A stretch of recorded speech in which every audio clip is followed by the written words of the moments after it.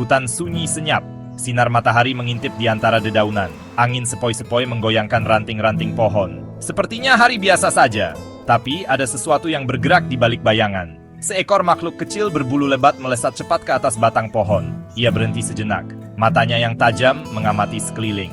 Ini bukan tupai biasa. Ini adalah SQUIRL, robot mata-mata. Era baru peperangan telah dimulai. SQUIRL adalah singkatan dari Stealth Quadruped Unit for Infiltration, Recon, and Rapid Electronic Listening. Keren kan? Robot ini merupakan keajaiban teknologi modern. Tubuhnya terbuat dari polimer canggih dan logam ringan. Bahan-bahan ini membuatnya kuat dan lincah. Kamera optik 360 derajat berfungsi sebagai matanya. Kamera ini merekam video berkualitas tinggi dan mengirimkannya kembali ke pusat kendali. Mikrofon perekam frekuensi tinggi dapat menangkap suara sekecil apapun. Canggih banget. SQUIRL dikerahkan dalam berbagai misi. Ia melakukan pengawasan terhadap pergerakan musuh dan mengumpulkan informasi intelijen. Ukurannya yang kecil dan kamuflase canggih membuatnya hampir tidak mungkin terdeteksi. Bayangkan, dia bisa menyusup ke markas musuh dan merekam percakapan mereka. Bahkan, ia bisa memasang alat pelacak di kendaraan. SQUIRL adalah aset berharga bagi setiap pasukan militer. Ini menandai era baru dalam peperangan. Pemilihan tupai sebagai penyamaran bukanlah kebetulan. Tupai ada di mana-mana kan? Di hutan, taman, bahkan di perkotaan. Orang-orang sudah terbiasa melihat mereka. Ini menjadikannya penyamaran yang sempurna untuk robot mata-mata.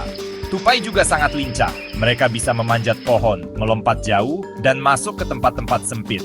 Ini cocok banget untuk menjelajahi lingkungan yang rumit. Ukurannya yang kecil menyembunyikan kecanggihan teknologinya. Mereka adalah bukti kecerdikan para penciptanya.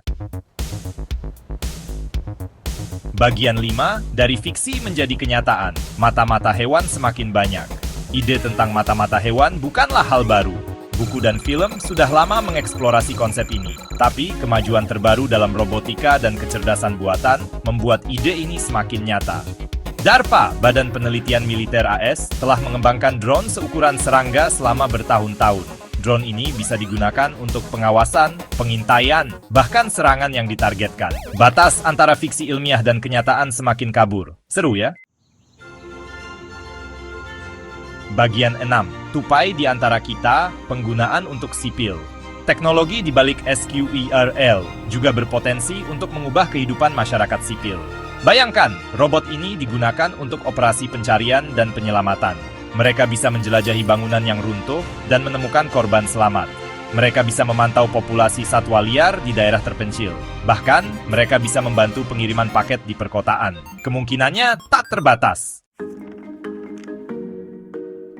Bagian 7. Dilema etis ketika teknologi melampaui batas. Namun, perkembangan teknologi secanggih ini menimbulkan pertanyaan etis.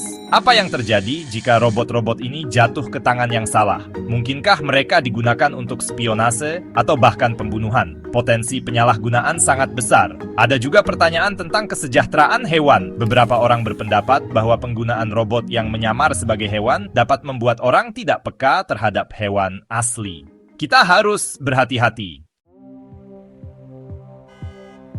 Bagian 8. Masa depan yang berubah, hidup berdampingan dengan fauna robot.